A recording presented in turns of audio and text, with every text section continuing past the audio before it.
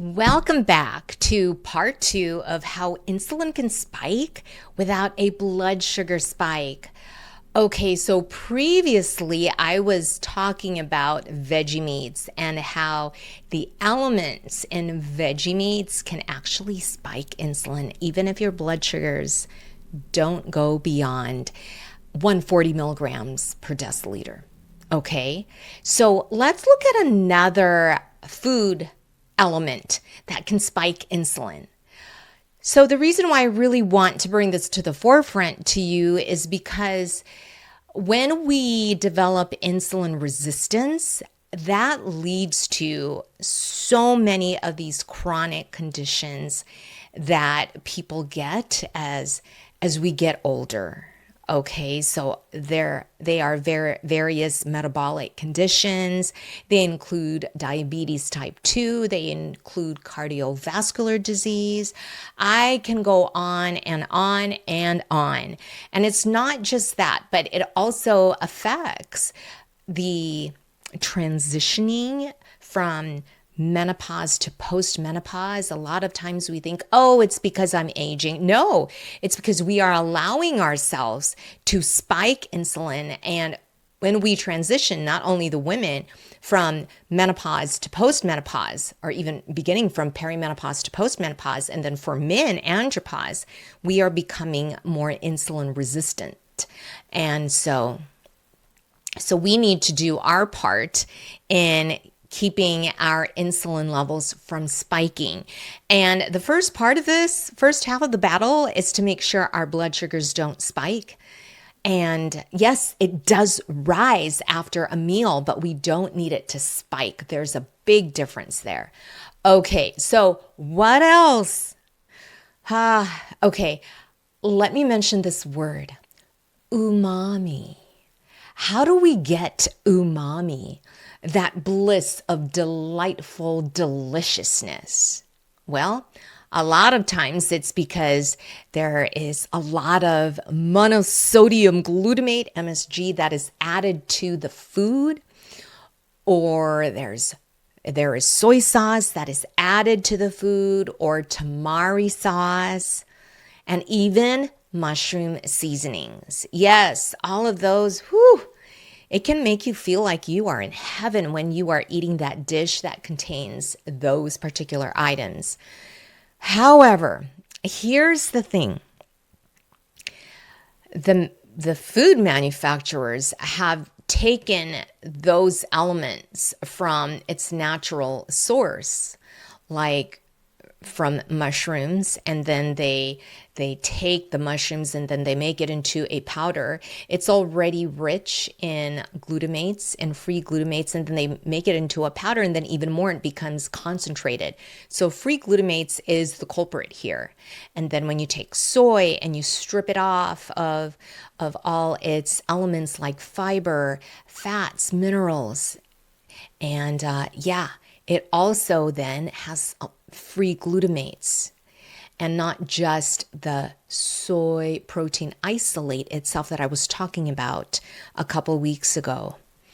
And then MSG, it is just filled or contains a lot of free glutamates. So when it comes to eating chicken, turkey, it does have glutamic acid, and that is bound to other elements. It is bound to amino acids, other amino acids, that when we consume that, then it is released slowly and we are digesting it slowly. And so it doesn't cause this reaction from our pancreas to dump a lot of insulin.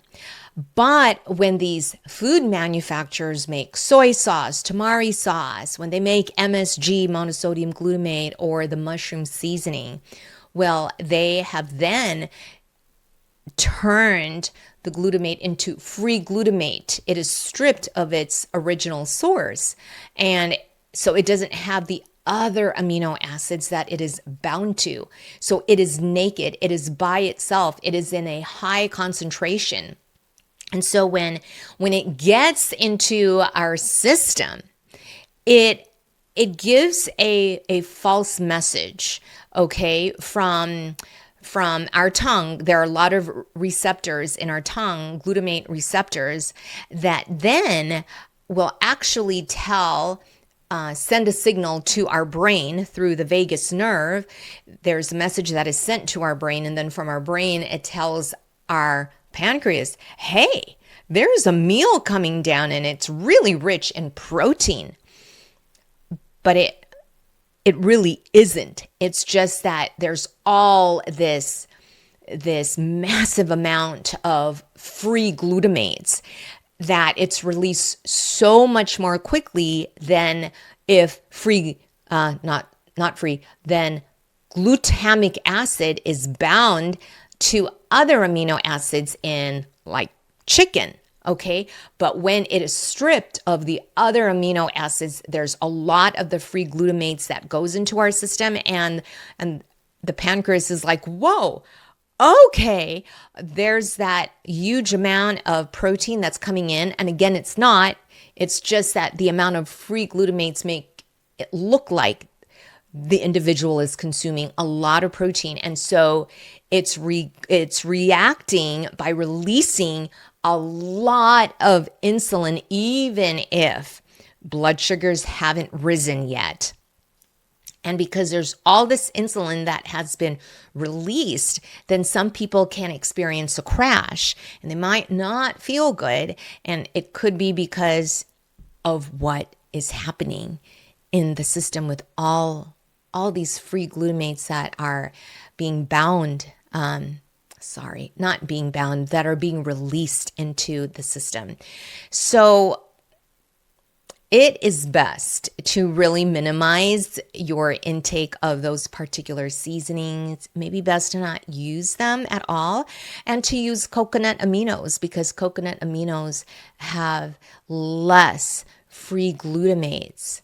However, like, I'm Filipino and I love chicken adobo or adobo chicken. And so I have been using coconut aminos to cook my chicken adobo and to make it taste good. And so, though, if you are cooking with regular soy sauce or tamari sauce, well, the good news there is that you are eating it with the chicken. And so the chicken typically has the protein that will help slow down the absorption and the digestion of the food. And so that will be fine. You are managing the amount of free glutamates that hits your system.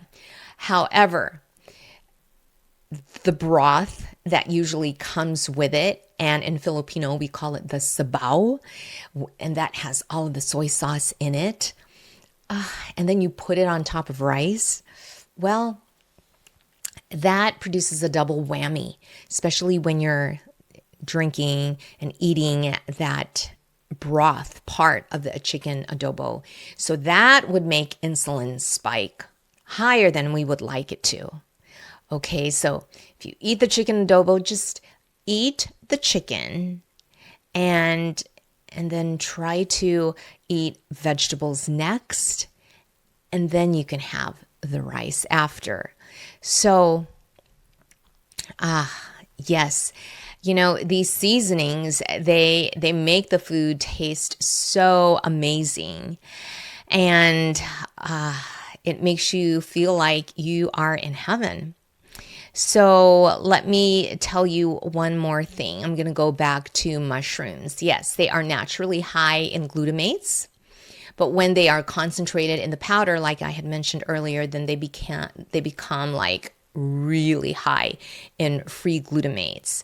And so these seasonings, they often contain disodium inosinate, or we also call that guanylate. So these are synergists. And when they are paired with free glutamates, they make that heavenly, blissful umami taste 10 to 15 times stronger. Have you ever been to a restaurant and you're like, oh, that was just so amazing, and I could really just slurp this, like the liquid that the food came with? the broth part of it. But that's all the free glutamates. And these restaurants that use soy sauce, that use the mushroom seasonings or MSG, a lot of times then they also combine it with sugar. And that makes things worse, because even more so than blood sugars will spike, insulin will spike. But I mean, you will be like, that was so amazing. That was so good. And it's designed to make you want to come back and come back and come back. But that is driving us over time to feed into developing insulin resistance. So yes, let's be mindful of that. Switch to coconut aminos. I wouldn't use any of those seasonings anymore. Use garlic, onions, powdered garlic, powdered onions or onion powder, garlic powder, and some sea salt, black pepper. Those are the better ways to season and flavor our food, along with spices and herbs. All right. Okay. I believe I have one more part in this series, and then we will be wrapping it up. Okay, friend, if you need help with your metabolic health, with your gut health, with your hormone health, I am here to help you through my program, the Gut and Hormone Harmonizer. In all that we do, in all that we eat and we drink, let us do it all for the glory of God.